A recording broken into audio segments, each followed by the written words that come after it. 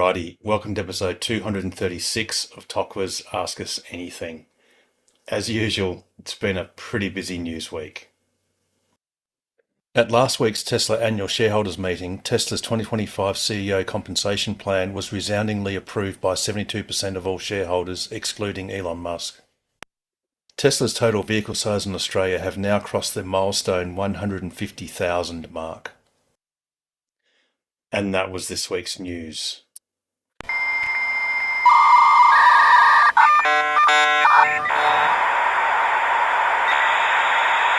And once again, everyone, welcome to the program. And if there is anyone who is new and is comfortable in doing so, please do unmute and say hello.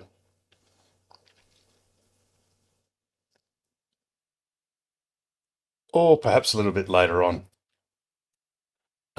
Alrighty, actually, it hasn't been a week of news, it's been like a month of news, and obviously many more things have happened apart from the two that I just highlighted. But obviously I think not just us as Tesla, well, those of us who are Tesla shareholders, but really anyone who likes the product, it really was heartening to see that there was a 72% non-conflicted vote. So in other words, not including Elon Musk, in favour of the outlandish 2025 CEO compensation award.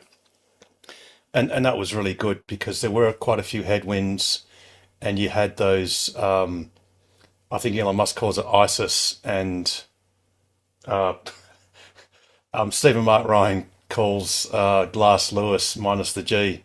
Um, those proxy advisors were basically trying to encourage. Well, were recommending to all non-active investors, and that's a lot of those. Mutual funds and tracking funds basically to vote against that plan and almost against most of the board recommendations. So it's obviously heartening to see. And as we've all seen in the last week, Elon Musk has literally put the pedal to the metal, and he is, as Stephen Mark Ryan has actually said, he is going to speed run the $8.5 trillion, which is going to be quite glorious to see. And obviously we're going to get a lot of product innovation, and that's going to be great too. And all of those trickle down effects that are going to benefit all of us. So I think really that was the biggest news. And also it's heartening to see that in Australia the total sales since I think 2015 or possibly 2014 in Australia is 150,000 cars, which is also awesome. But anyway, enough of me. Has anyone else got any opening questions or comments?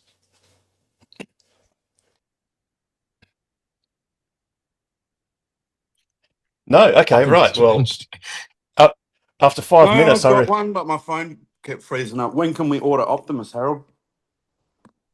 oh, okay. Ah, So Elon, that's a good question. Elon Musk. So if we go through the timeline, Elon Musk did reveal. So there's actually lots of information we got at the shareholders meeting, and since Elon Musk revealed that Tesla is building a 1 million unit per annum production line at Fremont. And I think that was starting, I thought that was in April. I could be wrong. No, sorry, yeah, that might have been the reveal of Optimus 3. yes. But they are building the line now. And in fact, at the shareholders meeting, they showed like the manual version of that line, which is not at all automated. It's all just humans doing it.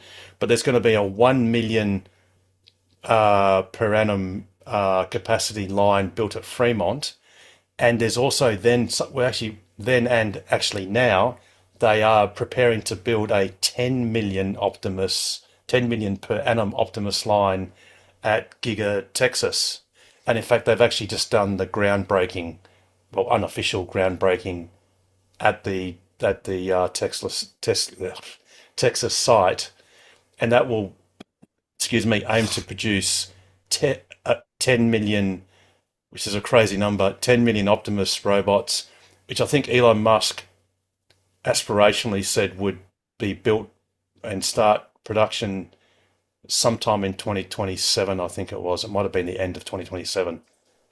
So, oh, and also Elon Musk said that at volume, so I think that's once they hit the million Optimus per year run rate, that the cost of each robot, that's Tesla's cost, will be about $20,000.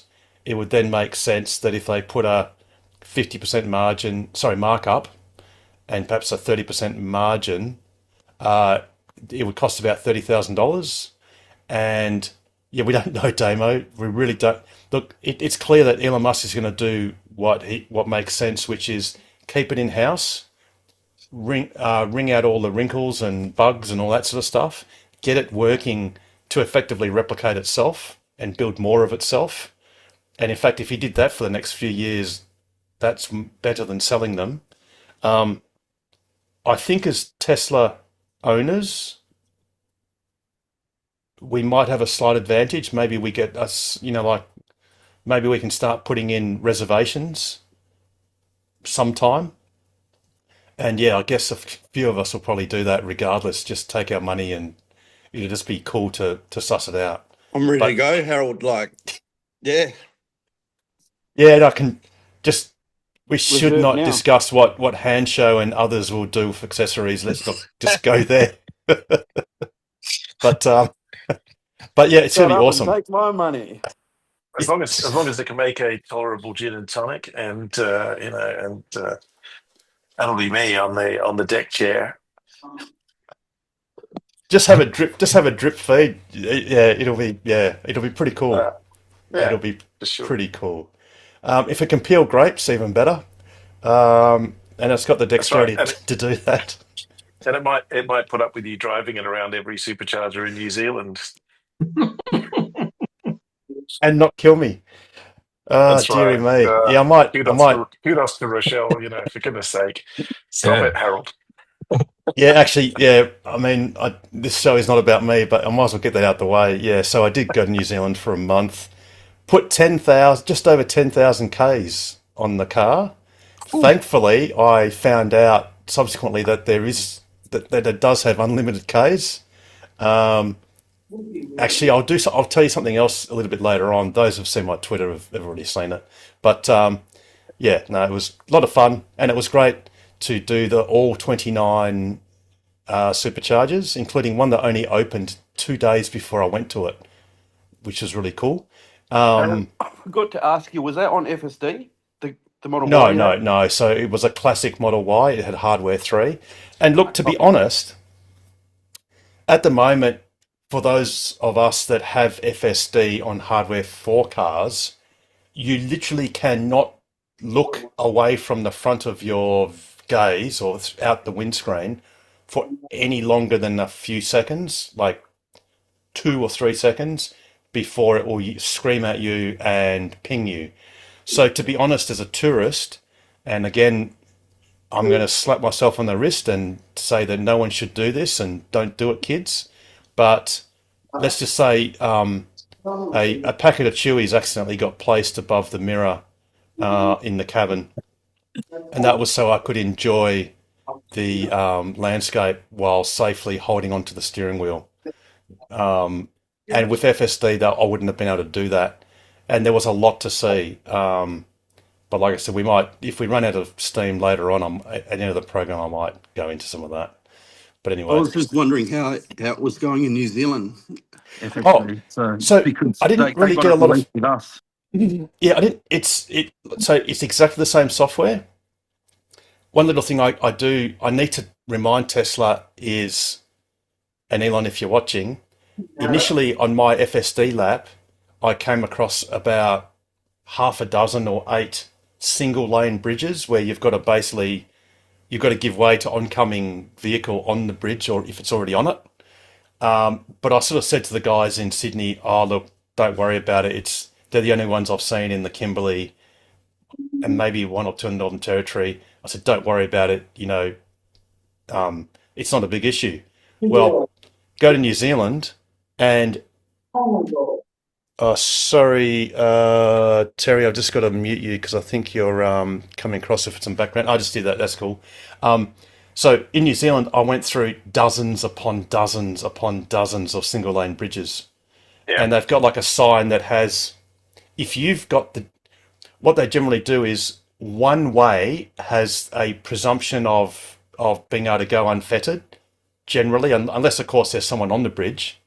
But in the other direction, so there'll be a sign that either has a large white arrow facing upwards, which means you can just go as long as there's no one on the bridge, and then it's got a small red arrow facing downwards, which means the other party are obliged to give way if they can see you approaching the bridge.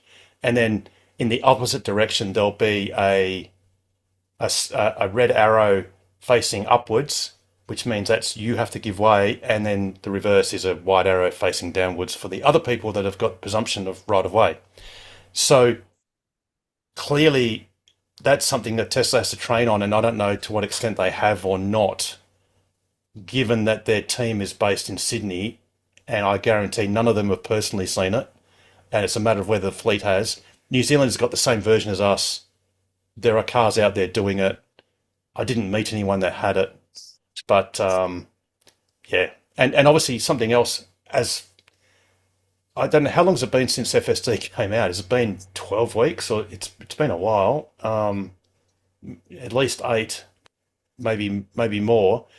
We still have exactly the same version as the first release, so there's been no revision.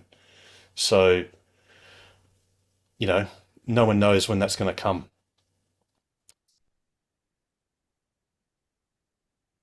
Yeah, you can just unmute yourself, Terry, if you want to ask a question or anything. I can ask you to unmute, but I won't. You'll have to just press the button to unmute.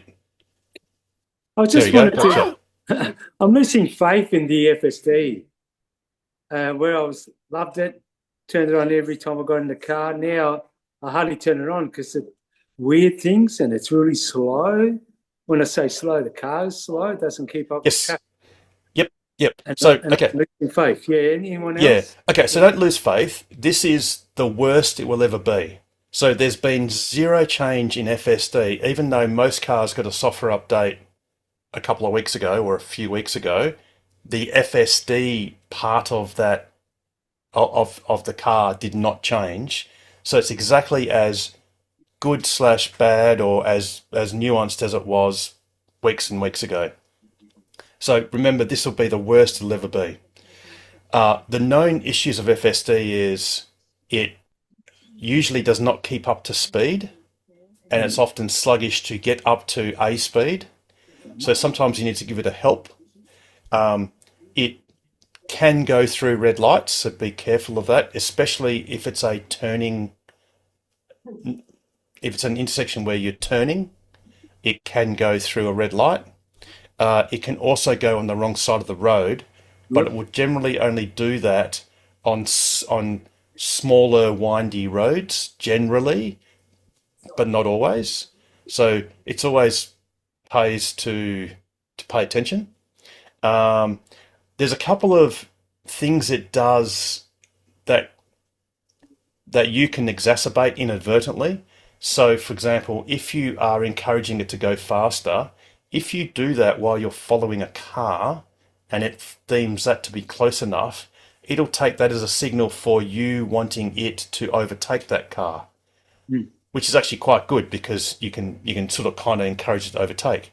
The only issue is if you're in the right-hand lane, or if it's only a single lane each way, it can sometimes attempt to overtake that car across white lines, double white lines, or whatever, when it shouldn't.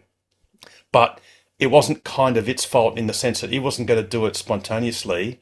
It took your message of blipping the accelerator as a prompt for it to do so. Again, it's not ideal, and it's not. Tesla knows about this, and that they know it's not desirable, and they are going to program it out. But this thing has been trained end to end. So the only thing that is like C++ code or proper hard coding is when you set the maximum speed, and you can do that with your right-hand scroll wheel. It is only a hard maximum. It is not a suggested speed. It's not a speed that it aims for. It's a hard maximum. And you can do this experiment. If you're driving 100 k's an hour and you suddenly do a rapid scroll wheel down to reduce the speed, it will dutifully very quickly reduce its speed if it's going faster than that maximum speed. But if you return it back up, it won't necessarily return to where it was quickly. So these are known idiosyncrasies and limitations or foibles or errors or whatever, bugs in the system that Tesla are very much aware of. And on the next iteration, hopefully a lot of these will be eliminated. But when that iteration is, no one knows. Is anyone having trouble with roundabouts? Yes. Once ago, yeah, okay. Yeah. It's not only me then. Okay.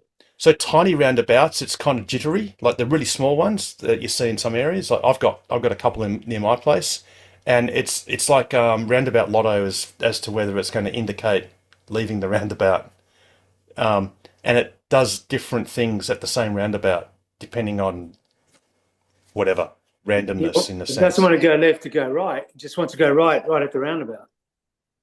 On the other Oh side. yes, sorry. It ignores the roundabout and just turns right anyway instead of going Yeah. around. Yes, yeah. And I saw it do that in Osborne Park, Yeah. very early in the piece. So, and it's more likely to do that on those painted roundabouts where it's just a white circle or a dot, on the middle of the road. So it absolutely has severe limitations. It's probably Elon Musk talks about the March of Nines. In my opinion, it's probably at the 90% mark. It's 90% there, but it's the 10% that'll kill you. Hopefully the next iteration it'll be 95 or 90, the high 90s, and then there's the March of Nines. The one thing we do know is Tesla is somewhat compute constrained in that they rightly are focusing on version 14 in the States and the robotaxi rollout, which is critical to Tesla's future success. And I dare say Australia and others are getting the remainder of the training cycles to do it. The thing is, our version of FSD is completely different from everywhere else. So it is its own entire training process, separate. It's not like you can get the American version and then kind of just modify it or tweak it. The Australian one is done from first principles, from I don't know how many tens of thousands of hours of actual and synthetic training data, which is literally you just feed in examples of how the car should be driven, and it just by magic sucks this information up and learns from it in mysterious ways. But yeah, Terry, don't and look, one of the most fatiguing thing I've found with using FSD is the only real way to use it properly is to set a destination. But something that can be a little bit frustrating is it may decide to go in a path that you would prefer it did something else, and there's no easy way of kind of using your finger to kind of push the blue line somewhere else on the map, which would be great. So I must admit, yeah, sometimes I go, I can't really be bothered. I wouldn't mind just using a bit of just autopilot, because autopilot just keeps going straight. Whereas FSD, you can use it without navigating to somewhere. But for example, if you go through a roundabout and you really want it to just go straight, which would be great, it'll sometimes just decide to turn left or turn right at the next crossroad or intersection or roundabout or something. And that can be a bit frustrating. So I guess one of the tedious things, if you call it that, is having to always put a destination in. Which I don't mind that. I get disillusioned when in America they're at 14.1.5. okay. So I would use your disillusionment as the aspiration of, we know that that's what we're going to get. Okay. Sometime. Absolutely. There's no doubt. Like, we will get, and apologies to anyone with hardware 3 cars, us hardware 4 owners will absolutely get version 14. That's a certainty. It's just that what no one knows is that going to be our next version, or do we have a version 13 point whatever, a dot release in the meantime? But no, absolutely, Terry, we will get version 14. Absolutely. Now, something that I heard on the Brighter with Herbert YouTube channel was Herbert was talking to someone, I forget the gentleman's name. He's a fellow YouTuber, uh, who was talking to Ashok Aswami, and Ashok said, "Don't worry about you Hardware 3 guys. We are working really hard to quantize down and squeeze down version 14, have a version 14 Lite," which, again, for those of Hardware 3, that doesn't mean it's going to happen next week, next month. think If there it's was, going to happen, it'll probably be next year, but no one knows which end of next year it is. I But think they they were are saying Q2 for the next year for the for the light, quantization. for the Oh, light. okay. Yeah.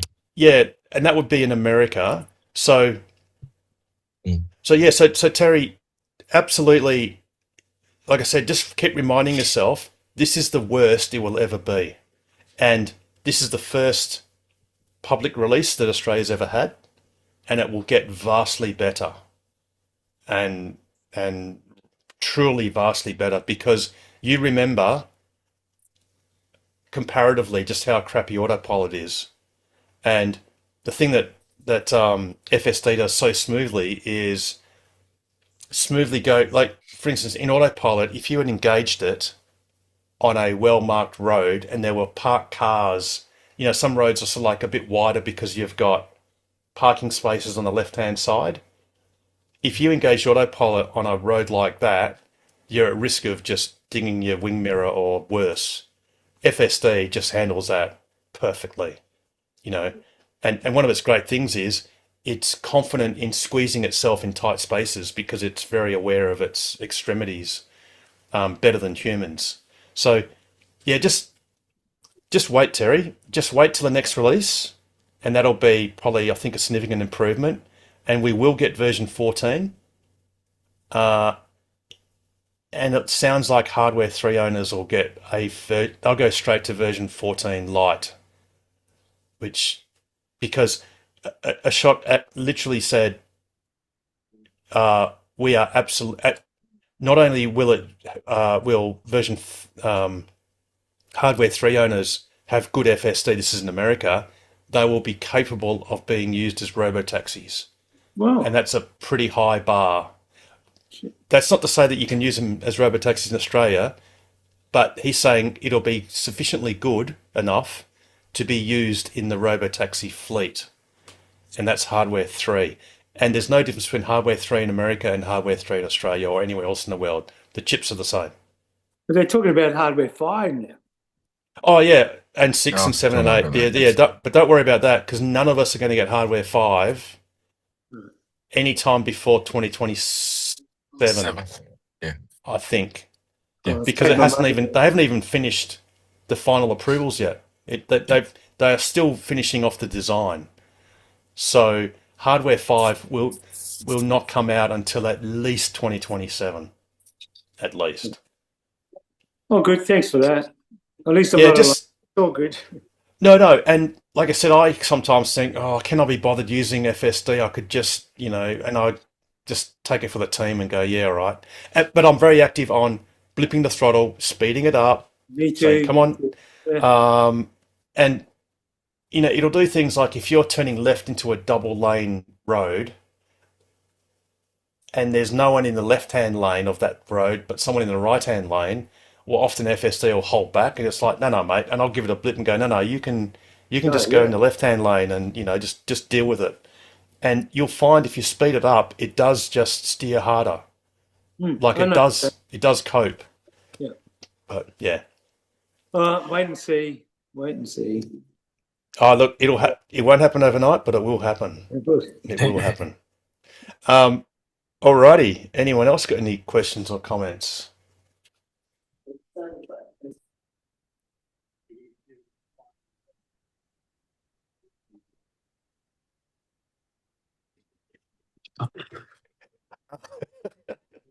Um, Okay, Harold, all did you right. get to use snow mode in New Zealand? Well, I did actually, because because I only had a rear wheel drive classic Model Y. It doesn't have things like off-road assist, but it does have slip start. So, look, I haven't even loaded any photos on my computer, but um, I must admit the most magical time was when we went. My my poor suffering wife Rochelle, she told me, "Oh, we got reports. We're in Queenstown, which is sort of in the lower middle of the South Island, and in winter it's its own ski resort, and it had a couple of little flakes of snow, but we were just too low to really get a good proper bit of snow. But the next day we went to, I forget where it is, some lakes, and it's near Mount Cook, and there's a resort that's at the bottom of the glacier or the river that comes off Mount Cook or near there, and I think it was called the Hermitage something. And my wife had said, "Oh, they're expecting severe weather conditions and there might be snow." And I went, "Cool, let's go and stay there." And she goes, "No, no, no, but it might be like severe wind." And the actual the New Zealand our New Zealand tour, I described it as the natural disaster tour because we originally, and in fact, James has just put up a useful map of New Zealand, which happens to show the superchargers, which is actually the most important thing. But basically, if I can share this screen, is it going to work? Yeah.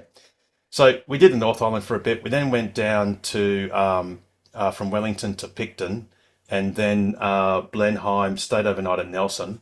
And then what we were going to do is go to Greymouth, and then cross over the I think it's Arthur's Pass towards Christchurch, go down a bit, and then there's Lewis Pass, or vice versa, and go. We're going to like zigzag across, and then sort of go basically zigzagging to cover everything.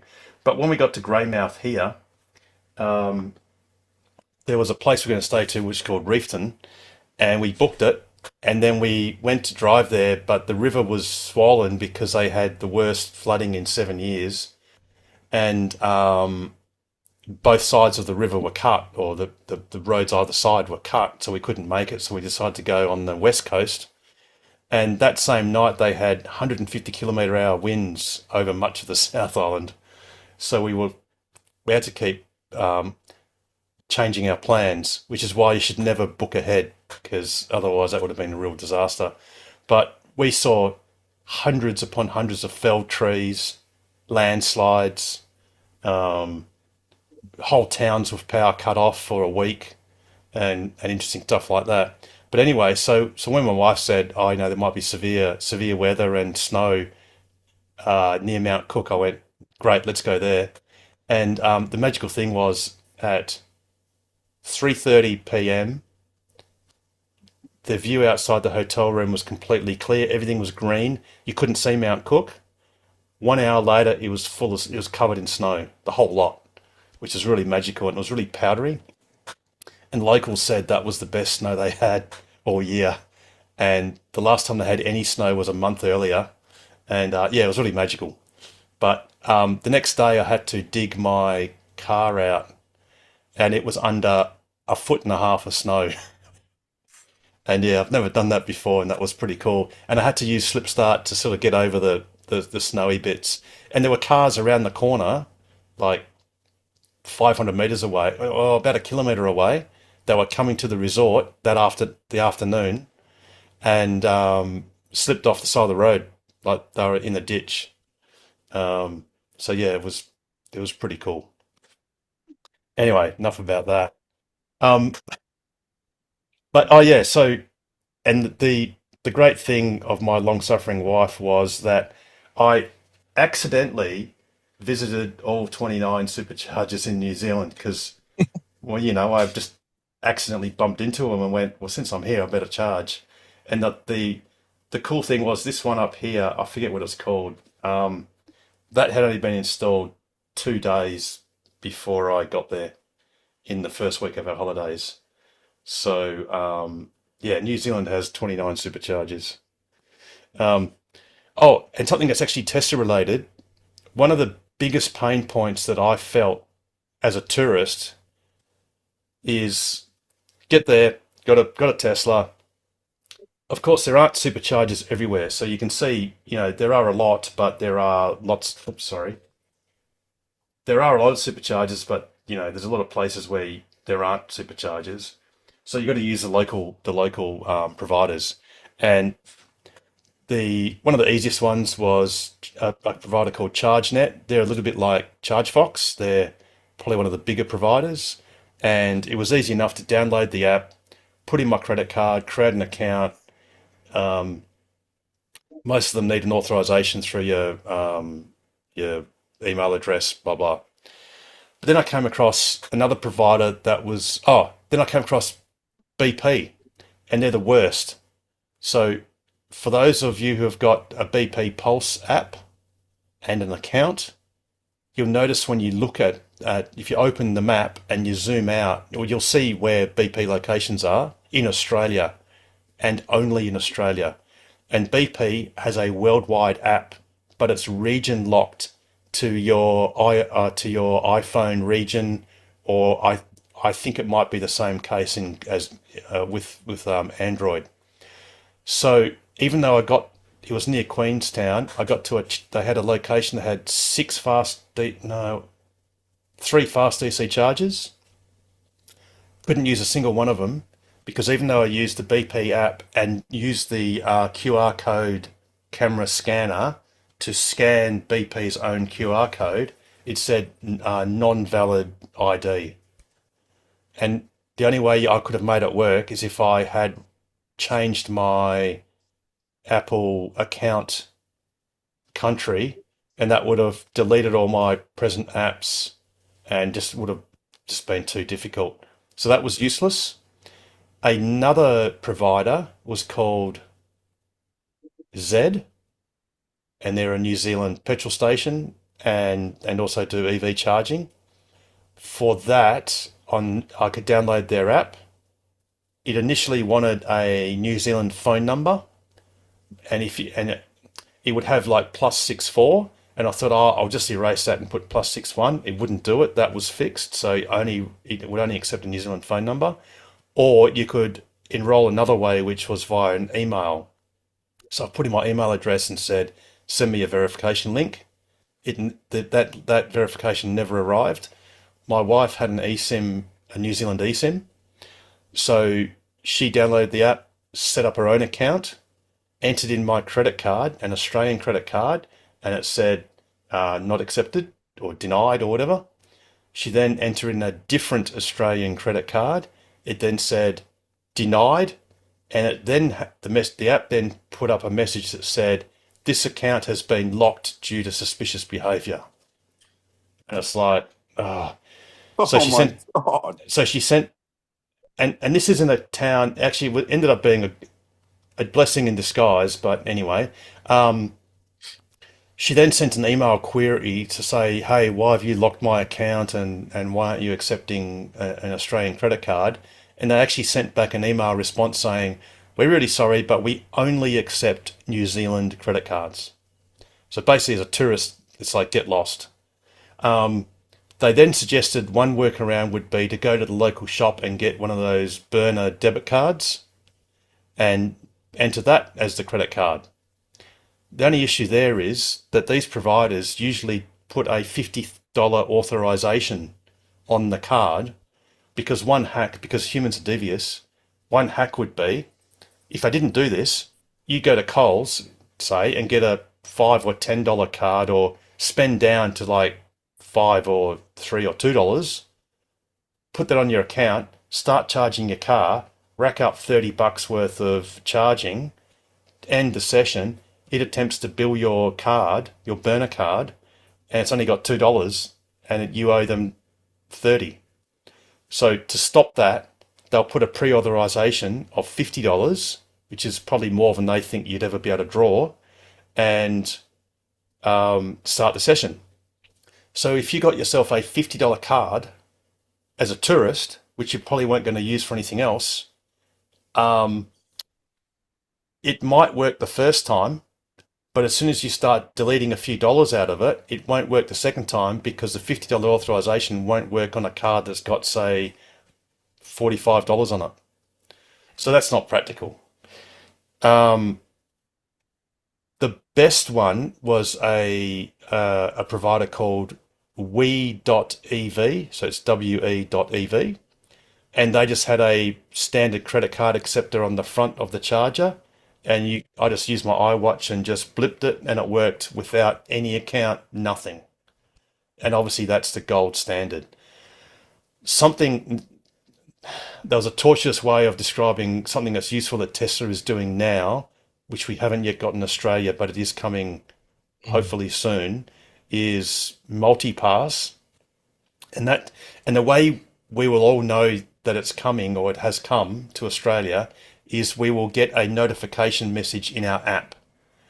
And I think from reading the instructions, all you really need to do is accept, or say, I want to accept this membership. And what it does, what Tesla will do, is then effectively bulk validate all Tesla owners, in our case in Australia, possibly around the world, I'm not sure, with all of the providers that it's done agreements with. And then you can either use your Tesla app. So in your main screen, if you click on chargers, which is the lightning bolt on the upper left corner of your map, and you select other vendors, which you can already do now, but all it does is just show the points. It'll show you where they all are. You can navigate to them, and you can use either your Tesla app to start a charging session with, say, for example, ChargeFox or EV or Everty or WeVolt or whoever. Or you can use your P card and tap it on the reader of the charger, because Tesla will also bulk validate everyone's key cards. So what that then means is you don't have to mess around with other billing methods and registration and all that sort of stuff. Cool. So then I presume that would be able to be done worldwide in the participating locations, which means as a tourist, like my thing would have been easy, because I would have been able to use BP and all the others that I couldn't use. So that's multi-pass, and that will be coming to Australia. Right. And I don't know, eventually we'll probably find out whether Tesla takes a small clip, like there might be a small conveyance fee. And to be honest, I'd pay it in a heartbeat if I was like a tourist or whatever. And you can always choose, if there is a small fee, you can always choose just to use the provider directly, like, whip out your ChargeFox card or whatever. But that will hopefully solve most of these problems, especially if you're in a different area and, you don't have that card or that account. Now, Harold, can you compare that to your how difficult was it to charge your Tesla, hire Tesla at the Tesla supercharger? That would have been very difficult, wouldn't it? Yeah. I had to sort of actually the most difficult part was to accidentally come across a supercharger. And then, I don't know, it was really difficult. I had to reverse the car. I had to unhook the cable. I had to press the button, which actually, to be honest, didn't always work. So sometimes I had to arduously press the flap of the charge port, plug it in, and there was one last thing I had to do. Oh yeah, walk away. Yeah. So Stressful. there is technology that could make it work. Possibly. Yeah. Yeah, it's allegedly works. So the gold standard was supercharging, obviously, and they all worked. The worst supercharger site I saw was a version 2 site, so the old trusty, the very oldest site, and there were four stalls with the old fashioned, like in Eton, and 2 of the stalls didn't work because one of the power units was down, but the other 2 worked perfectly. So the site was up, which is the most important thing. Whereas I came across a few sites, a couple that didn't work. One was unpowered because I forgot to turn the power back on or something. There was a fault. There was a couple of bits were broken. But the worst thing for me was the irony of like BP, where you had 200 kilowatt chargers, 3 of them with 2 nozzles each that I couldn't use. And in Torpo, not Torpo, but the one underneath Torpo, Tarangi or something, there was 6 200 kilowatt chargers, and I couldn't use a single one of them. Yeah, which is really frustrating. But Tesla, yeah, plug and go. That was it. It was really good.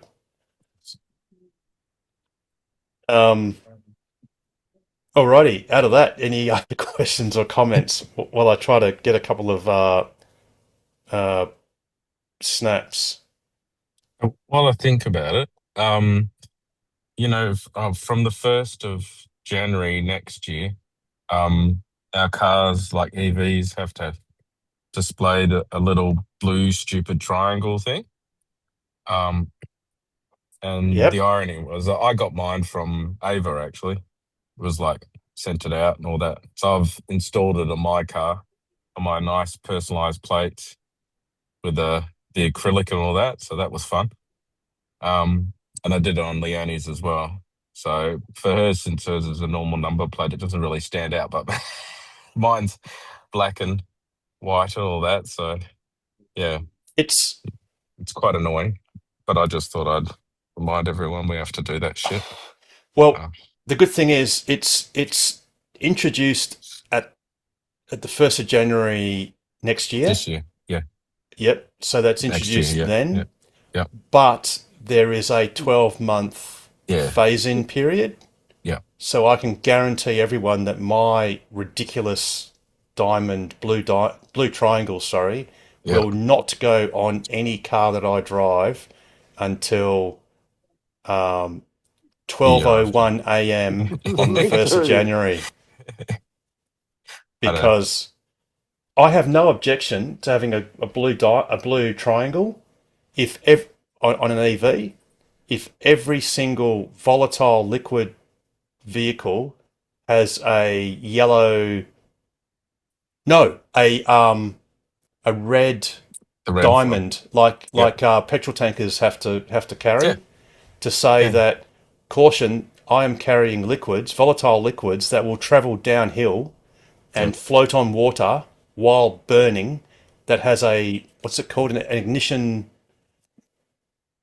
What's the ignition point, or the vapor point, or the something point of like minus whatever degrees. It's not So if lot. you just look at it harshly, it'll burn, it'll catch on fire.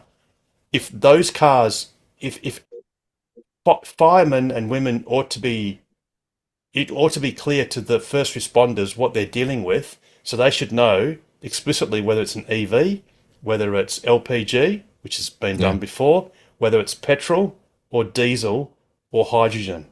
And if we all put stickers on our cars, then I'm all happy. But it's outrageous, specifically outrageous, that an EV, what's the name, should be on, particularly since all EVs have pyro fuses that literally physically disconnect the high voltage battery. And let's face it, fireys have much worse threats, which are things like curtain airbags and all that sort of stuff, which are, they don't detonate, but they deflagrate, and they're very dangerous, and they're all up with that. They've got to be careful where they cut and all that sort of stuff. Exactly. High tension cables on an EV is the last thing they have to really worry about, to be perfectly honest. And especially, I was sort of like, especially Teslas. I mean, everyone knows what a Tesla looks like. So it was sort of like, why? It's one of those dumb things, but I just thought I'd let everyone know that. Oh, yeah. I mean, Like I said, I rallied and then I went, fuck it, I'll just do it because I'm not going to do it. And then I'll get picked up. I'm going to be the militant, like I said, Yep. 1st of January 2027, you can get stuffed. I don't. No worries. I will comply by the law as and when the law requires me to comply, and everything else is optional. Yeah. I'm with you, Harold. Yep, I'm the same. You know. How Um, good- much money has the government forked out for this? Well, and by the way, the government has said in was it the press release or whatever, that we are not going to sell these things or provide them. Yeah. Specifically, they said You cannot get them from a licensing centre. You cannot get them from a Department of Transport office. No. They go, oh, well, you can just get them commercially at whatever, and they may cost roughly $10 each. Actually, one good thing is at least we don't have to rivet them to the number plate, which is what I believe the Victorians or New South Welshmen have to do. We have to. No, you don't. You only have to self-adhere it, stick it. They do say in the blurb, and if you choose to rivet it and you break our number plate, you will pay for it. So if you've got a Perspex number, the polycarbonate number plate, and your rivet breaks the plate, then you'll be up for a new plate. But you don't have to rivet it. It just needs to be affixed properly. But it doesn't need to be riveted. The one that Ava gives is a sticker, like a And a hole. reflective sticker, and an aluminium backing. Yes. So it's like separate. So it's like $19 for two delivered. So with the rivets as well. So actually, I've actually got a set because I ordered the same things, but I ordered it from somewhere else in Queensland. I think you can get it from like Super Cheap and other shit. But Actually, yeah, I've actually got them. So let me just spotlight myself. So, and it even came with the two rivets. Yep. Yeah. Whoops. It's So, fine. You can see it. yeah. So anyway, I won't use these. I'll just get anything that's crappier and easier. Actually, I think this has got double-sided tape on it. Yeah, it does. So on the back, it's got a peelable. I'm pretty sure it's peelable. So yeah, I might use these since I've already paid for them. But in 2027. in 2020, that's my job. That's my New Year's resolution is to put them on sheepishly. They're actually quite small in comparison to your plate anyway, because my mate that I go hiking with, I said, I was bitching about it, and he goes, I didn't even notice. That sort of says something. So, I mean, if the car's on fire, they're not going to be looking at your fucking number plate. They're going to know anyway. Your number plate's probably torn off by the time. Yeah, you've had a head-on collision, or you've been concertinaed, like I just front got to and go back. grab this thing and have a look. Yeah. Yes. Sorry, we have to inspect the number plate. Oh, where is it? Oh, it's 100 meters behind us. Like, no, it's so stupid. It is. Yeah, absolutely. The good thing is, I presume, because it's kind of being introduced in the start of 2026, that Tesla will be affixing those for any cars delivered after that date in 2026. So it's only us. Right, so, they should do. Us current owners. Yeah. Well, possibly until the end of the year, that will have that job of doing it whenever we want to. Yeah. It's a 10-minute job. It's not long. I feel a little bit targeted. I mean, why don't they have them for petrol and diesel cars? Well, that's what they should do. We all agree. Yeah. They're actually more dangerous. They're actually more dangerous than electric cars. Well, they are, because if a petrol car just sits there and it's leaking petrol, and it can run, and you're on a slope, and it can run downhill and then catch on fire and then chase up with itself and burn other things 30 meters away, whereas all an EV can do when it's burning is affect something that's right next to it. It can't move that fire elsewhere, whereas petrol and diesel can. And it's just outrageous. I know, but it is what it is. What I can hopefully do is, getting back to safety. One little thing that happened to me was, how I mentioned that I couldn't charge my car, and it's at I think it's Tarangi, which is a town on this Lake Taupo at the bottom, the south part of Lake Taupo, and I was then going to go west towards New Plymouth and go around this big volcano. But because the Z charger wouldn't work where we were staying, or near where we were staying, I thought I might just drive the 80 k's north round this lake and supercharge. And my two front tires were, the one on the left was going down a little bit, like it was a little bit lower than the others. I thought, oh, okay, I was keeping a bit of an eye on it. And then the night before, the one on the right actually, I pumped them up to 50 psi, and the one on the right went down to 40, and I went, ooh, that's interesting. I must have a tech screw in it. So I thought, well, since I'm going to Taupo, that's a larger town, and there's a super cheap auto there. I thought I'll go to the supercharger because it's on the right front. You can basically, to find a tech screw, you just put your car on full lock and then just look for it and then just drive forward a little bit and then keep looking for the tech screw. So anyway, as I got to the supercharger, turned the steering wheel full lock, had a look at the tire, and I basically saw this, and it's like, oh, that's not good. Mm. So Ooh. that's the rubbed off or broken off steel, what's the name, belts. That's the right front. That's the right rear. That's the left front, and that's the left rear, or vice versa. All four. So this one was the right front, that one there. So they were all below the belts on the edge. And that's actually happened to me in Australia. And even though I've done 500,000 Ks, you'd think I would have checked out this car, but of course I just rented it. And you can see, if I get the right image. Oh, yeah. So even if you feel with your hand and you can feel that there's plenty of tread because it's above the wear blocks, it's the very inner bit that you never look at that bites you. So please, everyone, especially for Model Y, if you've done 50,000, 60,000 Ks, just check it sporadically. So Harold, that looks a bit like my tyres did a couple of weeks back when I left Darwin. Yep.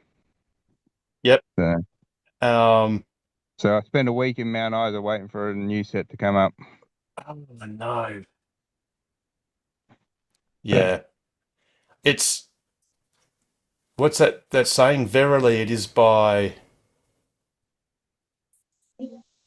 experience. No, it's by experience. I'll get the saying. But basically you learn bitterly from experience. Yeah. It is by experience that you get humility, something like that. Yeah, and oh geez, for a whole week, that's not great. That's not great, Darren. But yeah, so please check looks the inners. Yeah. Is there a chance that it's actually an alignment type Nope, thing nope. with Well, it yes as and well? no. Yes and no. So, It's just camber. yep.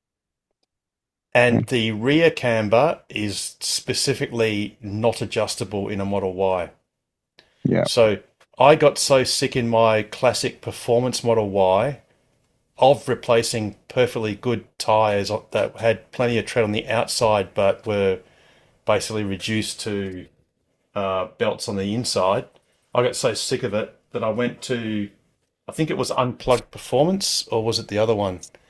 One of the American Tesla tuners, or whatever you want to call them, and imported a camber kit, which is just one of the suspension arms for each side, but it's Yeah. got it's a Adjustment. adjustment, yeah. Yeah. And that cured it because I remember So if I you towed a sell that with your caravan. I might have towed a caravan with it, and it was Yeah. perfect. And that's kind of the worst case because you really got more weight on the back and all that sort of stuff, and that fixed it. Yeah. So did you transfer that onto your new vehicles, or No, you I sold it left it. with No, the old one? I traded for reasons I'd rather not get into. I traded that car in. It had done Yeah. 193 or 4,000 Ks, Yeah. so I traded it in for my new Model Y and left it on there on the car. But yeah, so it's notorious. It does happen. although bearing in mind that car that I rented, I got it with 70 odd thousand Ks on it, and I returned it with 80. Yeah. Oh, actually, what I might do in a sec is if someone's got a question that you guys can answer yourselves, I might grab something because I can show you. Actually, I might have a photo of it. I've actually got a photo of it. I can show you what New Zealand's road user charge system is and probably what we're going to get, which is interesting. But yeah, so I just trade the car in and whatever. But yeah, so I rang Bridgestone at Taupo, and said, "Hey, have you got 4 EV tires?" And they said, "Yes." So 3,100 New Zealand dollars later, I had 4 new tires, and Go Rentals have promised to pay me back. They rang me a couple of days ago and said, "Yeah, we'll credit your credit card, but that can take up to 10 Couple of working years. days or something." Yeah, it's taken a while. Unreal, eh? You put brand new tyres on their car and you got to wait 10 days for your money. What really annoyed me was they were Michelin Pilot Sport EV tyres. And would you believe that their traction rating is B, which I think is outrageous for a Michelin tyre. So the traction rating is traction in the wet. So it's a standardized test, and every tyre I've ever driven on has had a rating of A, and yet these Michelins that cost 600 New Zealand dollars, 600 plus New Zealand dollars, and I think cost roughly similar in Australia, high 500s probably, have got a traction rating of B, which is just outrageous. But anywho, So given that the tires tend to wear on the inside, it sounds like there's no reason to be going slow around corners. In fact, going faster around corners is probably a good thing because to get a more of an even wear. to roll over. Yeah, that is ridiculously logical. And the thing is, I'm a stranger to early tyre wear, at least in cars that aren't Teslas. But of course, if you own an AMG Mercedes or a whatever BMW, those tyres last like less than 20,000 Ks because the camber is even worse, and deliberately so. So, yeah, it's just one of those things. Sadly, with some modern cars, they take function over longevity, and especially in the performance cars, the camber is quite severe. So So were you driving a performance Model Y? no, it was a Oh, rear-wheel drive classic Model oh, Y.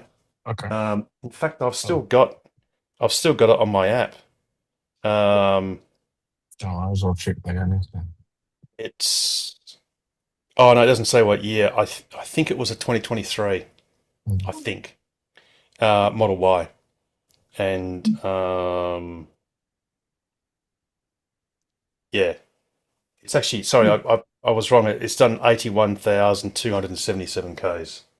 So yeah, I just put just over 10,000 Ks on it. Just trying to get a refresh. Does the problem still exist with the new Model Y, Harold? I don't know. And so I've put 40,000 Ks on brand new Hankook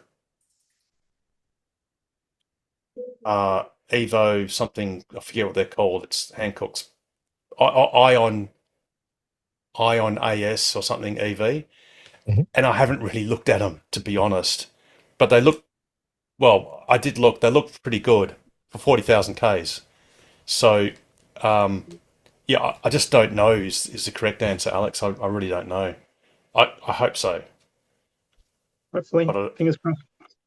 yeah, fingers crossed. But I will, in the next 10 or 20,000 Ks, I'll have a closer look to see how it's going. So I haven't touched the alignment or anything on the car since I got it, because I only got it a few months ago.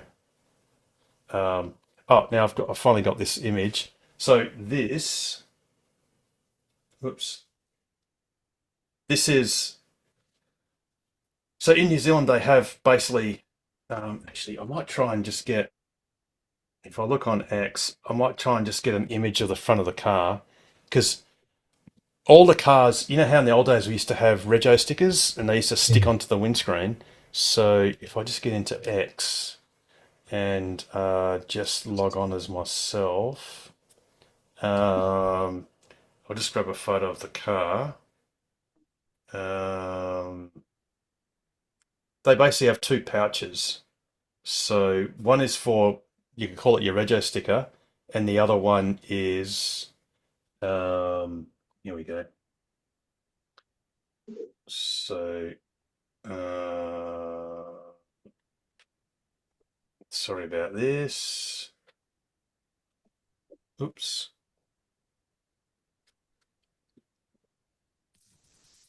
Oh, sorry, I just got key repeat on the. Oh, it'll stop doing that in a moment. Sorry about that. There we go.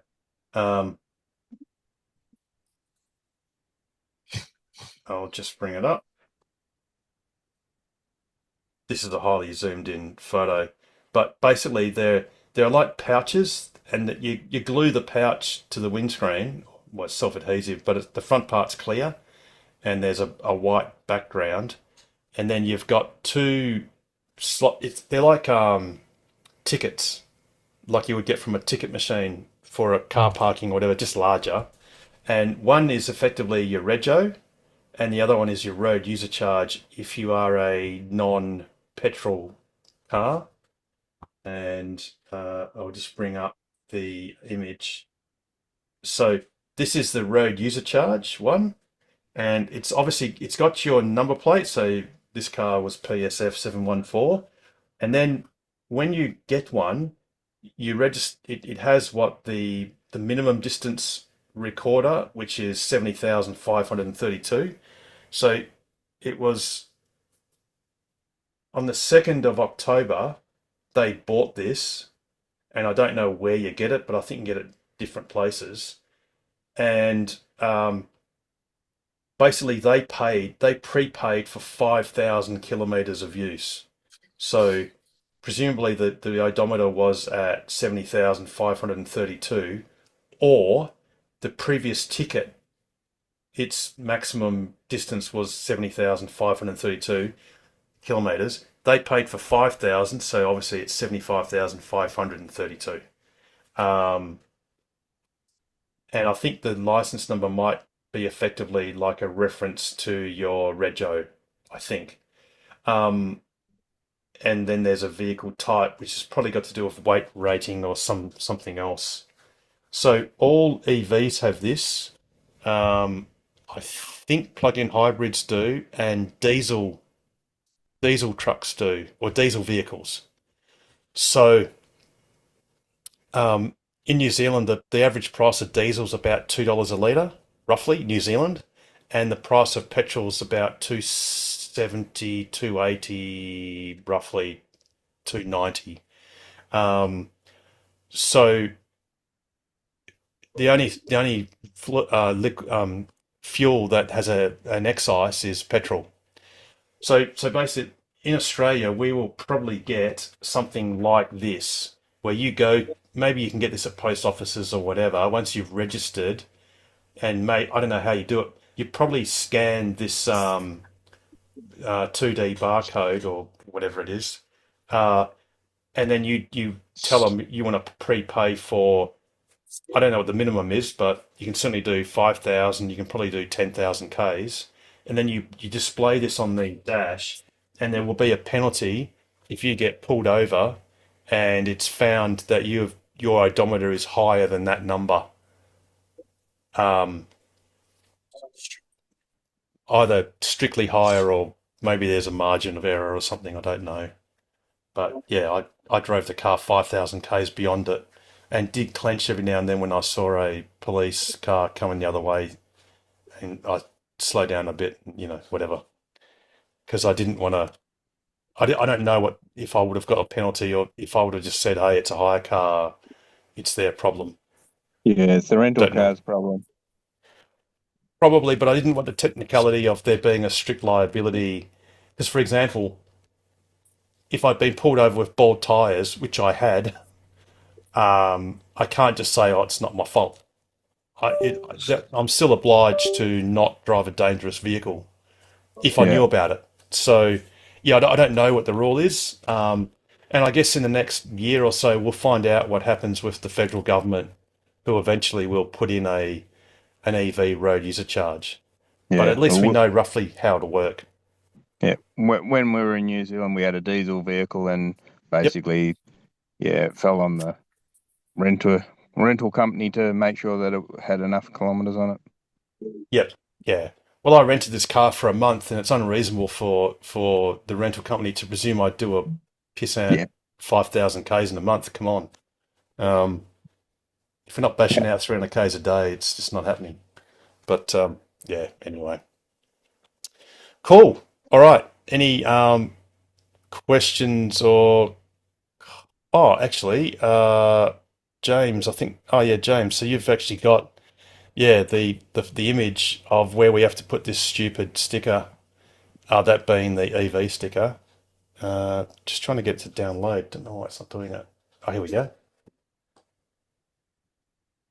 So yeah, so the ordinary plate's easy. The Yeah. personalized aluminium plate easy. That one's a bit ridiculous, hanging off the side, and yeah, it just looks awesome. Awesome. Can't wait. Really can't wait. I wonder if we could spell new words. Could we use the EV as a EV, like whatever. Anyway. I also put the handy guide in case you're not sure if your car need one. Why does the Yeah. hybrid plate have EV on it? Is what I'm Because it's got thinking. because as Stephen Mark Ryan would say, it's got a vibrator-sized battery in it. It's a trans EV. It's pretending to be an EV, and it's potentially dangerous, Damo, especially those 48-volt ones. Because that's funny, 48 volts is intrinsically safe. Which, yeah. Anyway, So hybrids have to have them as well. These EV tags. yeah. So that's really cool because then they can sort of try and pretend to be an EV. Yeah, they do. Yeah, hybrids do. Mm. In fact, when I was passing through, Sydney and Melbourne or Victoria and New South Wales, I saw like a Toyota Corolla or a Camry, and had an Oh, yeah. EV sticker, and it's like, no way. It was insulting. It was insulting. Yeah, hybrid should have a different sticker. Yeah, then like a they- pathetic, like a limp, like a. Yeah. Anyway, I'm pretending it's to be just an something. EV.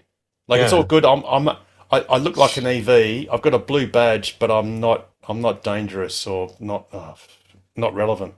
Yeah. Uh, Oh well. Speaking of which, Toyota has recently, last couple of days, announced their EV Hilux, and it can tow 1.6 tons. It can carry 700 kilos ish, and it's got a WLTP range of 240 kilometers.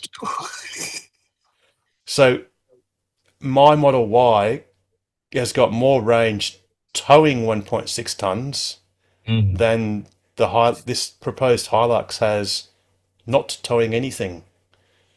And I could just imagine the Toyota dealers going to anyone looking at it going, oh yeah, it's pretty cool, mate, but I reckon you should just buy and they're actually bringing this out too, a hybrid version Plus. that can tow Hilux, that can tow 3.5 tons Mm. and has probably got 500 k's range. So it'll be the perfect bait and switch. Yep. You'd be like, oh, we're not quite ready for that transition, but here we've got a much better solution for you. The only people that'll buy it will be the mining companies as runaround vehicles around the mines because they can charge them up every night. But anyway, they'll have Isn't EV the- stickers. Isn't the 600 kilos that's the same as the Model Y payload? 1600 is the same as Model Y. So No. The 1600, but the 600 kilogram payload. Pretty sure that's the Model Y limit as well. yeah, boss. Isn't that ironic? So this is a twin cab ute that that can carry only 100 kilos more than a Tesla sedan. Awesome. Good job, Toyota. Yeah, so anyway. Oh, something else I did, which I mean you guys have done, I think anyway, is at the Auckland showroom in South Auckland, I hopped in the Cybertruck because there's a display Cybertruck. And has anyone in the room actually sat in one? Were you able to sit in it when it was? No. Yeah, I've taken one for a test drive in Florida. Of course you have, Darren. And well, actually, Darren, what do you think of? How tall are you? 5'9", yeah, Okay, 5'9", maybe. okay. What did you think of the headroom in the Cybertruck? Yeah, it wasn't a problem. Not for me, anyway. No, but say compared to a Model Y. Didn't even think about it. Oh, okay. So I had a good look. Because it's funny because my wife, to her credit, was really enthusiastic about it. She was sussing it all out and stuff and getting excited. And the first thing I thought of was when I sat in the driver's seat, I'm 5'10" and a half, is there's less headroom in the driver's seat in the Cybertruck than in the Model Y. Okay. And then we hopped in the back seat and it was even worse. So I had probably an inch and a half clearance sitting in the back seat. And I'm not even 6 foot, nowhere near. And, you know, there are many people these days that are like 6'4" and upwards. So the cabin was, the clearance was surprisingly less than the Model Y, which is really ironic. I mean, the cabin space was awesome, and the Squircle, the steering wheel thing, was pretty cool. But yeah, it was nowhere near as big as I thought that I'd imagined. But I've Not just the seat position. no, that was with the seat fully down. Okay. Oh, and on the back row, you can't adjust the seats. So the seats are fold-up Yeah. seats. They fully fold upwards and out of the way. And I actually did lay down across the back, which I mean, I had to, you know, bend my legs because the car's not, you know, 6 foot wide. But that was fairly feasible to sleep in it because unfortunately, one thing my wife said is, "Oh, can you pass through into the vault, into the tray?" And it's like, no, you can't. No. Because the way the curtain of the vault is stored, it's actually partly vertical, and that blocks you from having a pass through into the vault, which would have been awesome. But you can get accessories, like you can get a replacement rear window that then has like a, what do you describe it? Like a mesh or a grate that you can put effectively tubing, like you can basically air condition when the vault is closed. You can have cabin air going to the through back. that opening into the back, so you could sleep in the vault. The only thing is you got to sleep in the vault with it closed, and then you're kind of sealed in, kind of. I mean, except for this hole in the window, in the back window. But my little theory, and I'd like to see if anyone else agrees or not, I got a funny feeling. I reckon Tesla might open orders or open the website so that if you've placed a reservation, they'll invite you to convert it to an order or confirm it as a proper order. I think Q1 next year. Probably. Because we've had deliveries in South Korea and there are cars on their way to the UAE. Yep.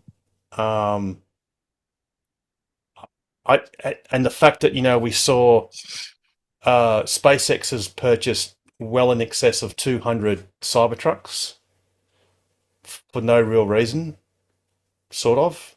Or should I say, like all the tank watchers, the guys like at NSF are going, we don't even know why they would have so many, because they never observe employees driving around much. Like they were surprised.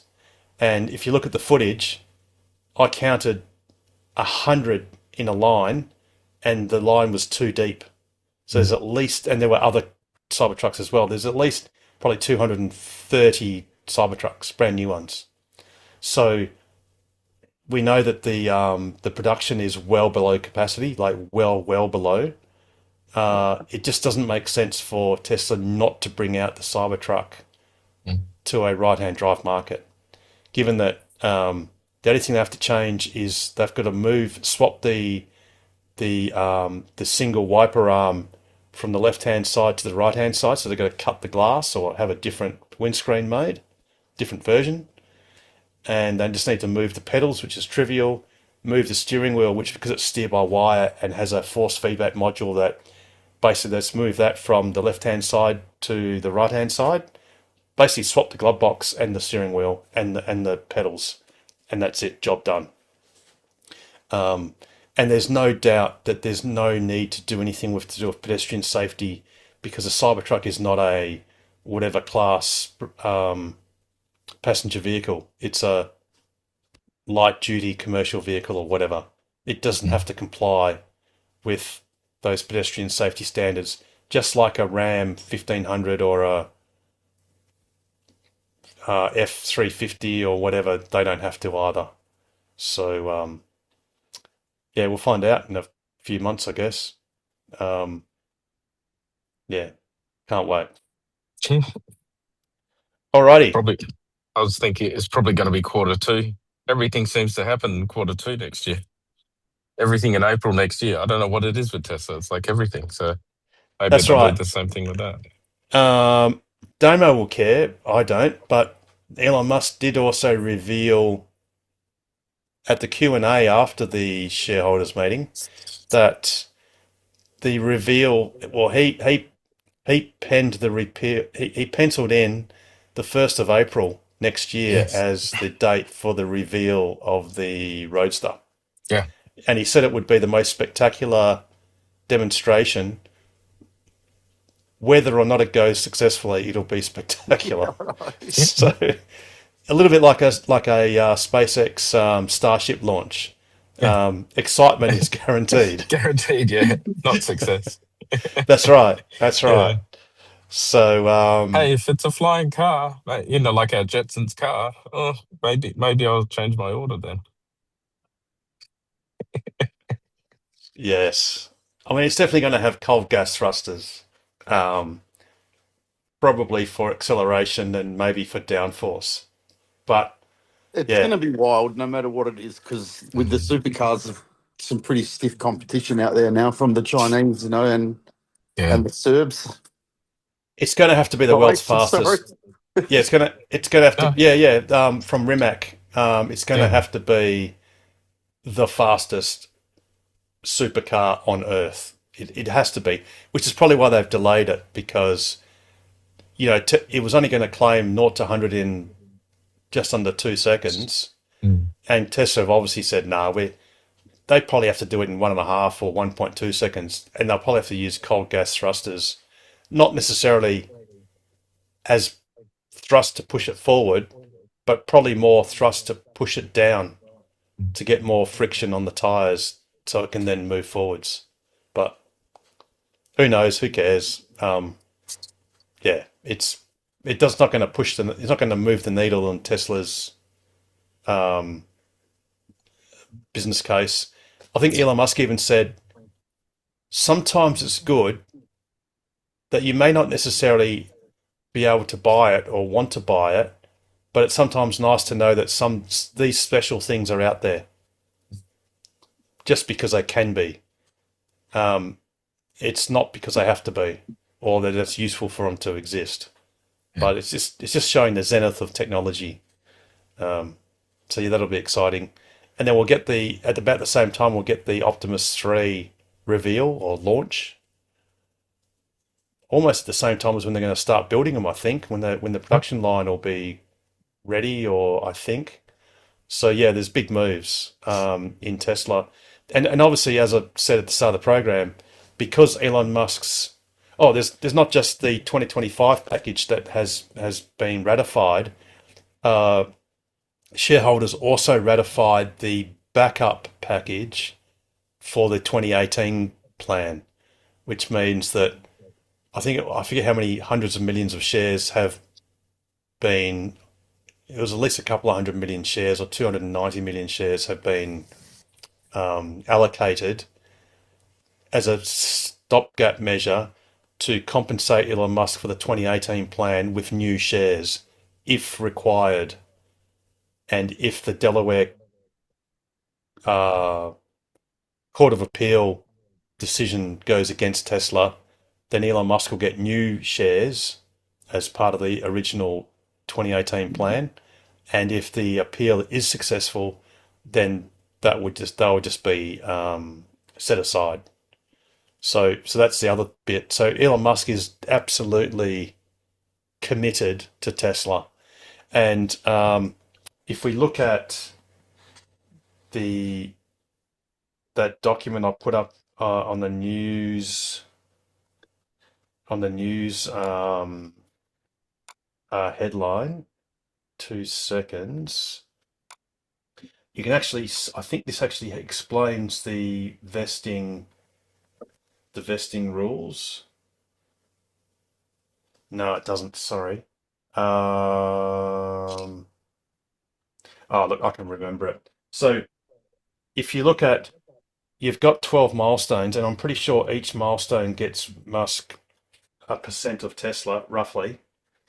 And you've got your milestones at $2 trillion, which is twice the price that Tesla was when this compensation plan was proposed.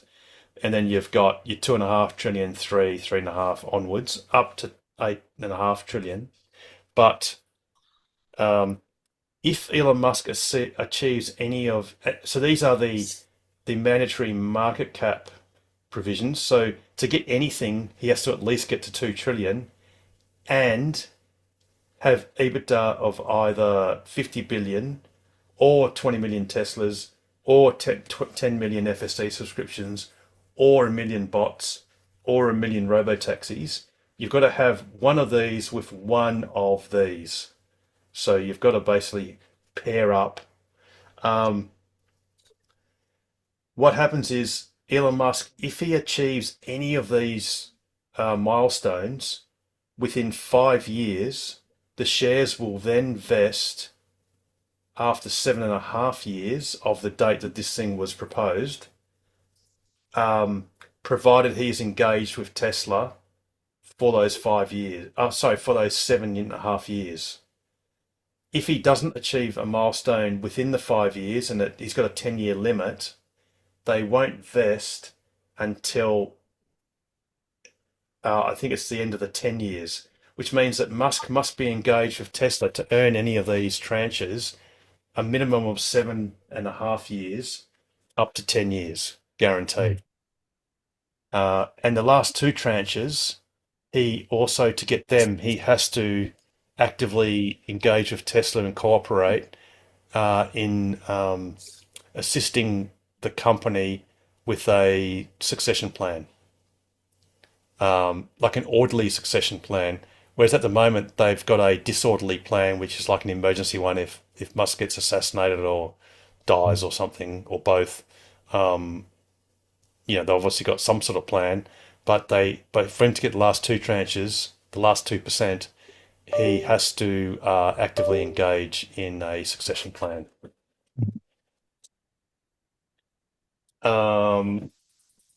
So he's very much engaged in Tesla, and like I said, Stephen Mark Ryan has put on Twitter that he actually thinks that Musk is going to speed run to 8.5 trillion.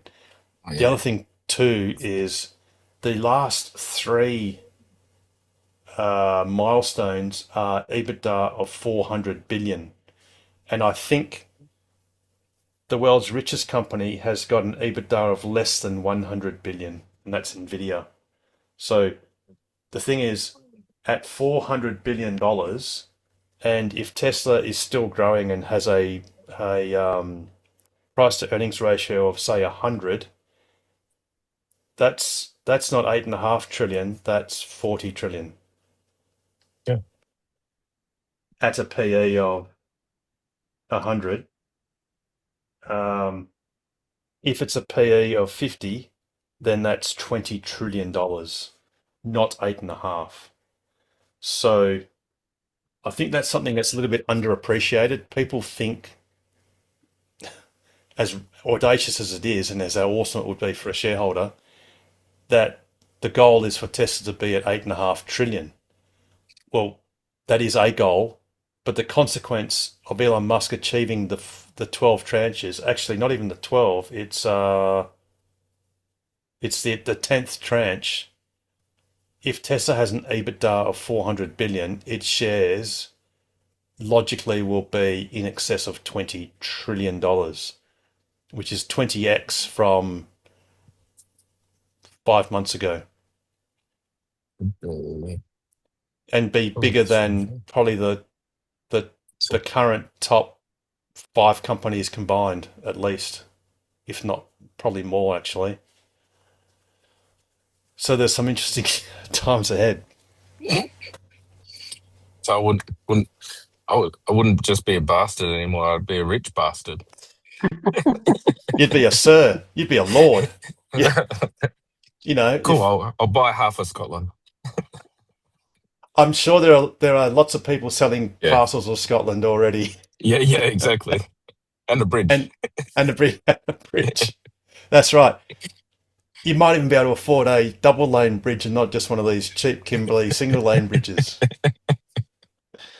Dearie me. God. So it is exciting. And actually, Elon Musk, this wasn't my advice. Elon Musk actually said it might be a good idea to hold on to your shares. Yep. So, yeah. Anyway. All right. We're getting towards we've got half an hour left, maximum. Any questions or comments? Oh, we've got the track day coming up, Harold. Thanks to you and the club for organising that for us. Oh, actually, it's mainly thanks to Andrew Harvey. Andrew. I just did the easy stuff of just getting the email out, and also thanks to Tokiva, who are winding up. So that's John Edwards's racing association or club. They have donated in excess of $2,000. I forget the exact amount, but it's maybe it's about $2,500 or something $1,000 subsidy. So actually, the 20 people that participate are getting a great deal, a very good deal. It's Damo. It's on the 29th of November, not this Saturday, as Rob Dean Yeah, I thought. looked at that. Yeah, it's all good. All good. I knew what you were talking about, Harold. No, it's cool because I spoke to Rob today and he goes, "Oh yeah, it's on this Saturday." I go, "No, it was going to be, but it got postponed before it was announced." So anyway, so it's the 29th of November, and it'll be a bittersweet experience because that'll be the last track day we'll have, because the DRM site is being bulldozed to make way for the Perth's second parallel runway. So that'll be the last one. And also a week before then, we'll have the Tokwa's AGM on the 22nd of November at the Greenwood Tavern. Greenwood Hotel. Yeah, Greenwood Hotel. Greenwood Greenwood Hotel. Yep. I think it's 349 Beach Road, something like that. It's in the email anyway. So I mean, I'll do a reminder next week. So it's Saturday week, and that'll be great too. So yeah, please turn up to that. And also, like I said, if you is it on Facebook yet for the track day? Has Rob put that up yet? I'm not sure. If not, he will. He will. But there are still a few places left for the track day, so So if you're interested, definitely look that up. So Terry, you leaned forward and unmuted, so you might have something. And Colin, I see your hand, so I'll do you straight after Terry. I was just wondering if anyone can recommend me someone in Perth that does Tesla accessories. That if you want to put something in the car, that someone's trustworthy and reasonable. Oh, You mean EV to Gear. EV Gear. He's in Perth. Colin. I'll put it in the chat. Okay, I'll look it up. Cool. So Terry, is that to install stuff or is that to buy stuff? I'd like the cluster. I want to get Wave in the Tesla for camera. Oh yeah. Yes, stuff like that. Yeah, no worries. Yeah. Paul will put that in the chat. Cool. And Colin, your hand's up. Oh, yes. Tell me about the fix that we had a little Twitter discussion. Yeah, I just thought I'd That was super interesting. put on the recording just for if anyone else ever comes across the same thing. Some of you might recall months ago I was complaining that I was having a lot of issues with my Bluetooth automatically connecting to my phone. So it turns out the root cause of all my problems. Oh, and Colin, you also had an issue with starting FSD.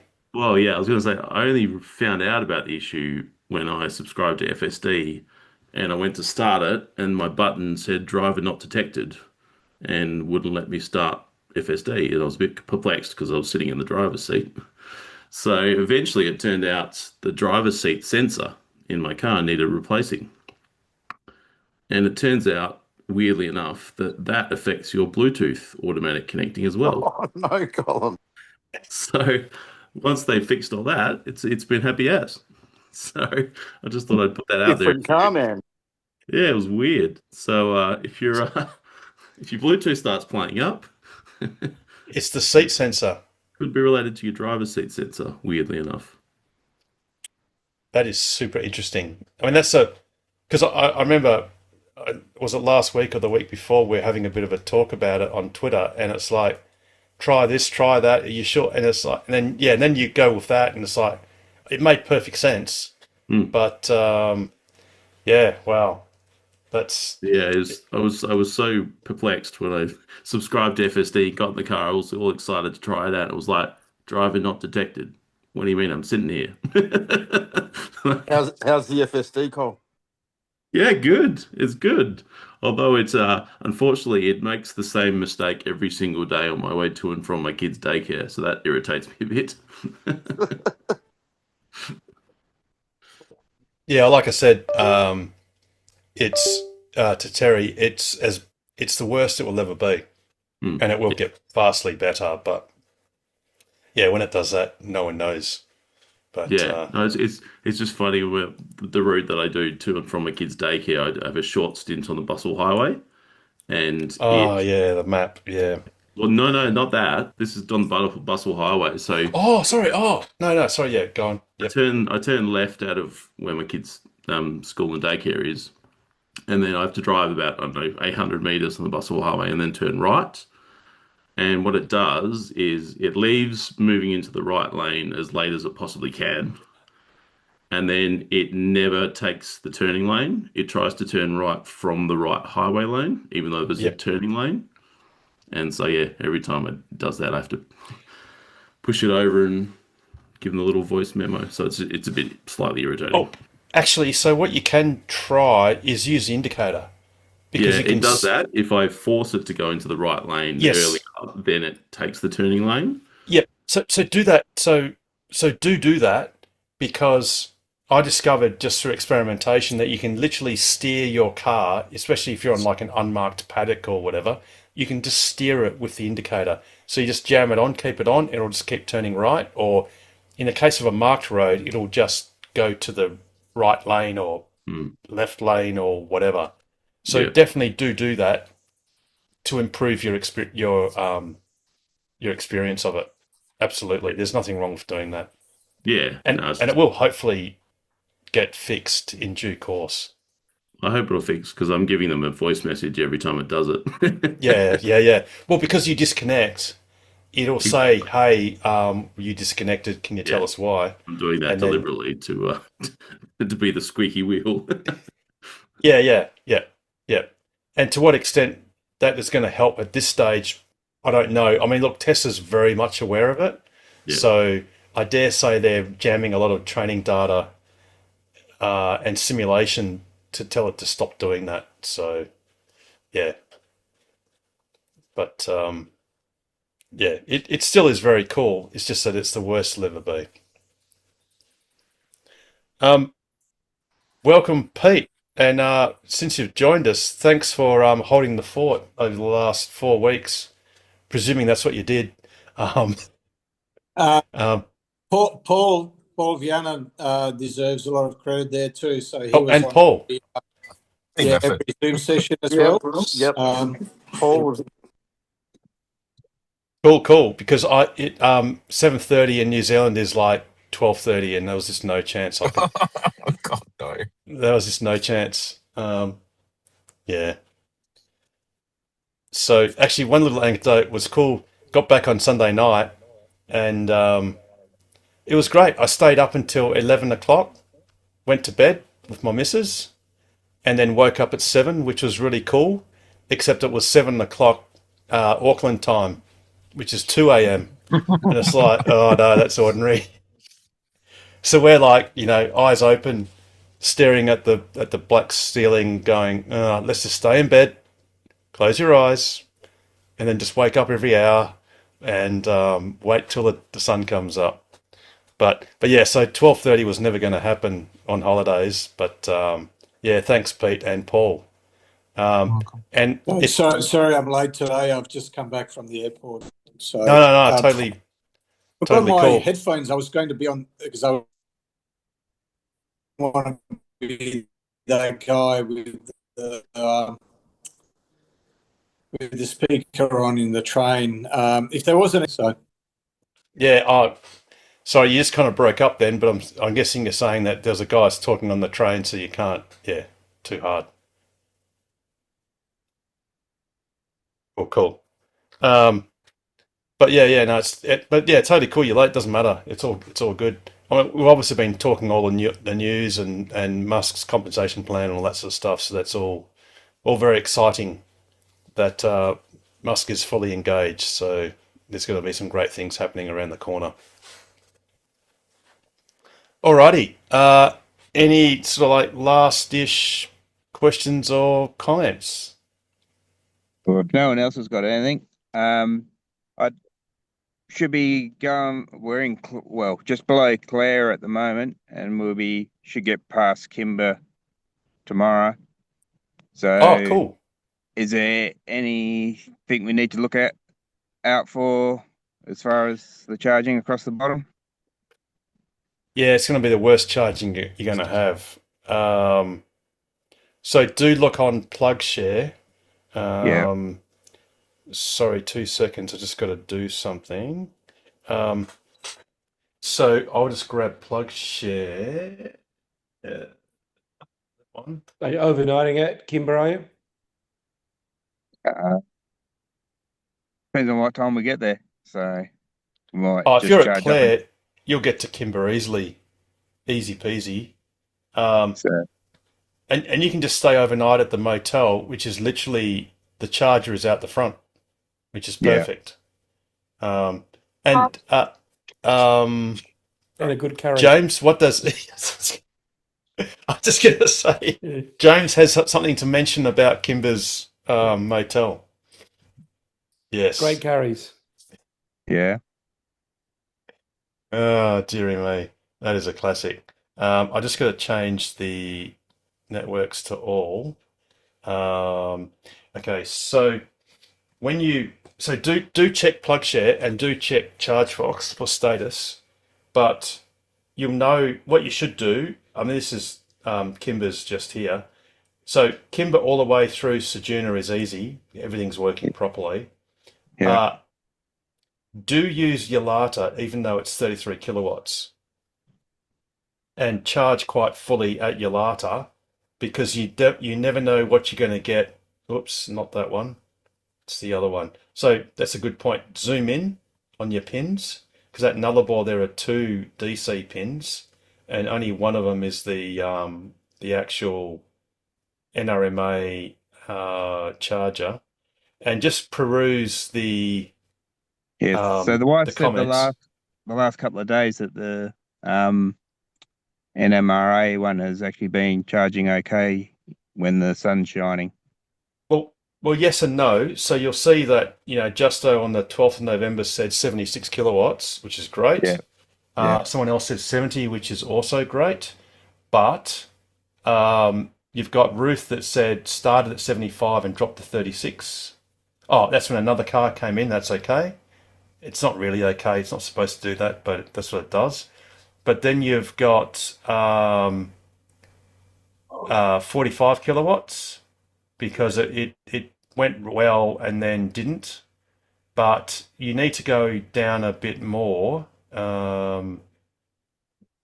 which you'll get people saying that 35 kilowatts, 29 kilowatts. Yep. This was one where actually there was an outage at the whole roadhouse, so they couldn't even pump petrol or anything. It had nothing to do with the charger. It's just that's what happened in parallel. This person, could only get 4 kilowatts, which I've had that experience. So it just depends. If you've had a clear run and there's been no one charging in front of you, which you don't know, you might be okay. But if there has been someone charging in front of you and they've flattened the batteries and it's slightly cloudy, or even if it's not slightly cloudy, it just won't work properly at all. Hence, the safest thing to do is go to your Latte, get your steady 33 kilowatts, because if you charge at 33 kilowatts, it'll take twice as long than if you charged at 75, say, roughly. The risk is, if you take that risk and you get to Nullarbor and you get 4 kilowatts, it's going to take you forever. And you can then go to the Delta charger around the corner. So check out the second pin, and you can use that, providing Nullarbor has fixed their generator. I mean, they would have, but providing they've got a spare generator and they let you use it, or, whatever. So really, what you don't want is an unexpected failure. It's better to have a planned, slower transit that's safe and steady than an unplanned interruption, because unplanned interruptions just stress you out and, whatever. So the safe thing is charge pretty much fully at your Latte. And at worst, it's not very far. I think it's about 80 k's between your Latte and Nullarbor. At worst, you'll say to yourself, I could have saved myself half an hour. But at least if Nullarbor doesn't work, charging at your Latte will save you several hours at least. Then you're going to get pot luck at the new charger at Border Village, which is another, I was going to say shitty, but that would be rude. Another NRMA charger. And again, you've got to look at the comments. Now, you've got a 40, you've got this guy couldn't charge. You've got a 72, but this is a fairly busy charger now. You go to more check-ins, and you'll see Polestar Stan. Could not get it to communicate with my Polestar despite trying all 4 plugs with the app and RFID card. Wouldn't handshake. It worked for him 2 weeks earlier, and he really got stuffed up because he had to slow charge at the campground. Yeah. And he'd used it a mere 2 weeks earlier. So, in fact, you can see his previous post topped up to 98%, 42 kilowatts. Mind you, this is supposed to get 80 kilowatts, and it doesn't. So again, if you can charge up at Nullarbor, try and get enough to make it to Mundrabilla and not rely on Border Village.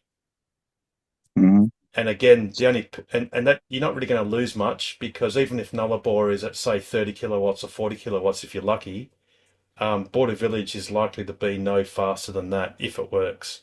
But it's, entirely possible it won't work, and there's no Type 2. It's only DC. Whereas at least Mundrabilla has got a Type 2 backup. Yeah. Again, Mundrabilla doesn't always work, so you need to check the PlugShare comments. And most lately they've been okay, but there have been occasions where it hasn't worked properly either. Or in fact they've been on an emergency generator, or their spare generator, a single generator, and they've asked people not to charge. So Mundrabilla is also not super reliable. Don't drive man. past a working charger. Exactly. And then Majura Pass is just an appalling waste of time. It's disgusting. It's a WAV network charger. This puts out a very fast 10 kilowatts, which is slower than the AC. Yeah. So again, try and avoid it. Do, if you can, fully charge at Mundrabilla, because that will actually get you to Kaiguna. But do go to Majura Pass. No, don't bother. It's not going to be fixed. Sadly, Horizon Power, who do these parts of the WAV network, have a well-established reputation of basically not being interested in fixing charges properly or making them work properly. Yeah. Sadly, that's a terrible thing to have to say. What are you driving? What model Tesla are you driving? Just a rear wheel Y. I would recommend, because if you're into the headwind, do stop and have a toilet break and a half-hour stop at Majura Pass just to put in enough. Otherwise, I've found in a rear-wheel drive Y, Mundrabilla to Kaiguna is the edge of range into a headwind, sitting at 110. Yeah. One thing that might be useful to be aware of is Cockle Biddy. Yeah. It's got a Delta charger which will put out about 21 kilowatts, or 20 or 21 kilowatts, which is twice the speed of Majura Pass. So that's something definitely to consider. I ordinarily wouldn't use Cockle Biddy, but since it's actually twice as fast as what now has become one of the worst sites in the WAV network, Majura Pass, that's something else to consider. But like James said, if you're going to have a toilet break or something anyway, well, it doesn't hurt to plug in, and you'll get, in half an hour, you'll get 30 kilometers range. Yeah. Anyway, extra range, and that's always good if you're going to do something else useful anyway for a short period. So then you'll get to Kaiguna, which again is a sad sight because this has got power restriction down to 30 kilowatts. No, 25 kilowatts. Wow. See, it's ironic. What was touted in Time magazine as, what was it, one of the top 100 attractions in the world, is farcically failed in deserving that title. So, just in summary, now Yalata that's not anyone's fault. That's 33 kilowatts. Nullarbor is anything between 76 and 4 kilowatts, depending on your luck. Border Village is anywhere between 40 kilowatts and no kilowatts. Mundrabilla is anywhere between 48 kilowatts and sometimes no kilowatts. Majura Pass is now 10 kilowatts.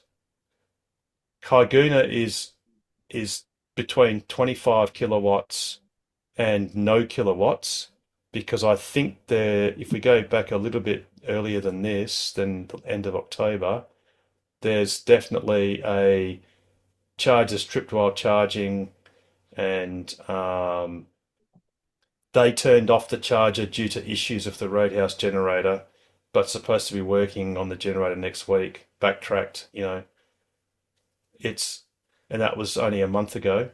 So that's between 25 kilowatts and no kilowatts. Balladonia, in my own experience, is between 50 kilowatts and no kilowatts, because I found it tripped, and it was tripped for more than a week, and it was a black site. So I then had to charge at the Roadhouse Delta, which gets 20 kilowatts. Then, after you've endured that, then everything else is okay. The Norseman charger is fairly reliable, and after that, it's all milk and honey, all the way to Yep. Perth. So it's sad to say that the Nullarbor, it's just descended into something pretty farcical and beyond So it's- disappointing. It's gotten worse as time's gone by. Yes, and what John Edwards had done as a temporary solution, which was canola oil-powered generators, pumped out 60 kilowatts reliably. The so-called permanent WAEV network Horizon Power installed Nullarbor chargers are between pathetically underpowered and pathetically unreliable. And the whole thing's sadly pathetic. And in my opinion, the only way to fix it is to put superchargers across the Nullarbor, because you know damn sure that they will work. Mm. So yeah, you're going to ironically find the Nullarbor will be that frustrating last bit on a clockwise trip, which actually almost means that I'd almost recommend people take the anti-clockwise trip, because at least you can mostly end it on a high note rather than Coming down coming the west coast. But then, having said that, you would have gone to Manila Turnoff, and that's been underpowered because they've got problems with the inverter. And Horizon Power's decided, let's just underpower it and then move on. Mhm. So there's a classic case of planting flag, declare victory, and walking off. Yeah. But So anyway, yeah, we had a few troubles across the Northern Territory, and then also the northwest Queensland, getting across yes. to Townsville. Yeah. Yeah, because you've got the farcical, I think it's Hewenden. From memory, Hewenden basically doesn't work, and then Richmond doesn't also work very well at all. Yeah, it's only doing 10 kilowatts or something. Yep, because rather than just the external fan, the 12-volt fan not working, which I had that experience 2 times in a row, whereby you can just pour water on it and they will work, the internal circulating pump that pumps the coolant has failed and hasn't been replaced. And Hewenden is in a similar situation. The only good thing is, if you overnighted, say, at Hewenden and charge on the AC, you can almost make it to Townsville without having to charge at Charters Towers. Did you get to use? Yeah, Is it Carmela or was it Marlborough? There was a new charger along the Queensland coast on the way to Gympie, I think. Is it Marlborough? I think it's Marlborough, something like that. Might be Marlborough. But yeah, anyway. Look, to be honest, superchargers are the only thing that you can really rely on that you'll know will be working. Yep. Hopefully, did you use the supercharger in New Italy, which is south of Brisbane? It's a solar powered one. Well, it's got a solar canopy. Canopy, yes. We Yeah. went to that one. That was really cool. And the one in, I think it was Goulburn with the 20 charges. Yes. Yep. The version 4 stalls in Goulburn. Yes, where the big sheep is. Yep. So yep. Fantastic. Very good. We're almost done. But like I said, your Nullarbor one will be annoyingly frustrating. Yeah. Because the nameplate capacity at Nullarbor Roadhouse is 80 kilowatts, at Border Village is 80 kilowatts, and at Majura Pass, all those other Nullarbor ones is 50 kilowatts. And you're likely to get between nothing and not very much. Okay. Which is disappointing. The wife will be impressed when she wakes up in the morning to find this out. Yeah, it is what it is. It's frustrating. Yeah. Anyway, perhaps who knows? One day Tesla will hopefully just fix it for everyone and put superchargers across as a demonstration of that something like that can be done, and obviously should be done. Cool. All right. Anyone else got any questions or comments? I was wondering whether the Open Charge Map site offers anything different or anything unique other than PlugShare, different to PlugShare.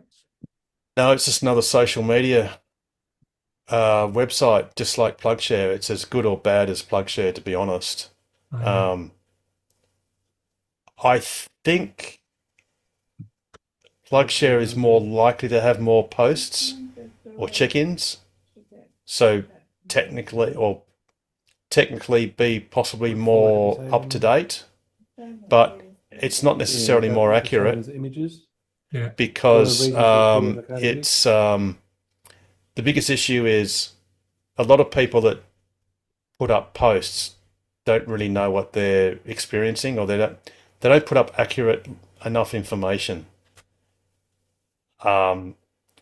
which can be frustrating. Because, for example, you could turn up to a fast DC charger, having arrived there, say, the night before, but you're fairly full anyway, and then you wait until the morning to charge, and because your car's got a high state of charge and is very cold, you'll get a low rate of charge. So someone will report at a 150 kilowatt charger, oh yeah, I got 30 kilowatts, 32 kilowatts. And it wasn't because there's something wrong with the charger, it's simply because their car was cold and it was at a high state of charge. So then other people might mistakenly take that as, oh, there might be something wrong with this site. You see that with the Type 2 chargers, where if you're in a BYD Atto or a single phase car, you'll say, oh, the charger puts out 7 kilowatts. Or someone else will say 11 kilowatts, and someone else will say 22 kilowatts. Those power figures depend on the vehicle you have more than what the charger can actually do. So, and sometimes people pick the wrong pins. So at Nullarbor there are 2 pins. So they'll inadvertently say that they couldn't use the charger, even though that was the Delta one, because they just zoomed out and hit the first pin that their finger pressed on or whatever, and it was the wrong one. So anyway, I've just put the post of that link in the chat. So. Yes, yeah. I'd say Open Charge Map. It's a competitor to PlugShare. It's a more recent competitor, and unfortunately, it's difficult when you got different platforms that do this, that offer the same thing basically. The other thing too is PlugShare does purport. So when you look at a pin, so for example, on this map, that didn't work. Come on. On this map, you'll see a grey pin. So if you click and look inside, the grey pin will tell you that there's one in use. Now, I found that to be notoriously unreliable because there's a big lag. So if I actually looked on ChargeFox, that's probably going to be a bit difficult, but it's highly likely that ChargeFox will report that actually is fully available. And what PlugShare has is an out of date status. and I think that's possibly true. That's Dawson Street. And I'm pretty sure that's out of date. So that's an issue where you don't want to be misled. Like, just because it's grey and it says in use, check on the actual charge provider. So in our case in WA, it'll be mostly ChargeFox. So just check that, because whatever communication link PlugShare has, that can be stale. So it can be difficult. And also what you should do is, as you're driving towards a leg or the end point on a day, check all of the intermediate locations on their live status. You can't check Nullarbor, I don't think, because it's not on the app yet. But all the ChargeFox sites or the WAV network sites, just see if they're alive or not. And if it says offline, it's probably likely that it's not working. So just be aware of that. Yeah. Just looking at all the open charge map ones on Nullarbor are all quite out of date.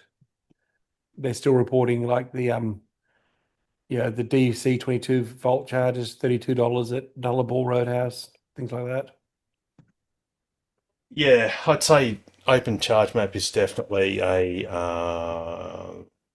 minor competitor to PlugShare.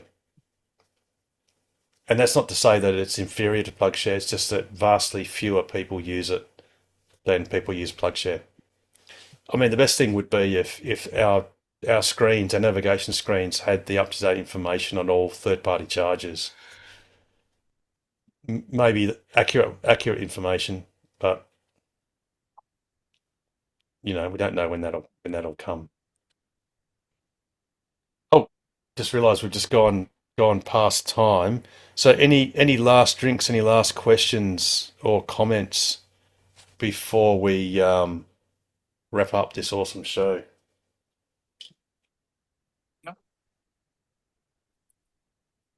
No, I think we're all good. So, Pete, how would you wrap up this awesome show, as if I didn't already know? As always, stay safe, stay sustainable. Welcome back, Harold. Go Elon, and stay ahead of the curve. And the best way to do that is buy a Tesla, join TOCWA, and ask us anything about accelerating the world's transition to sustainable energy and abundance. On that note, have a wonderful week, everyone. And I really do look forward to seeing you on next week's episode of TOCWA's Ask Us Anything. I was Good night, waiting everyone. to know you on the abundance, Harold. Beat you to it, Damo. Have a good week, everyone. And see you next week. Good night, everyone. I know. See ya.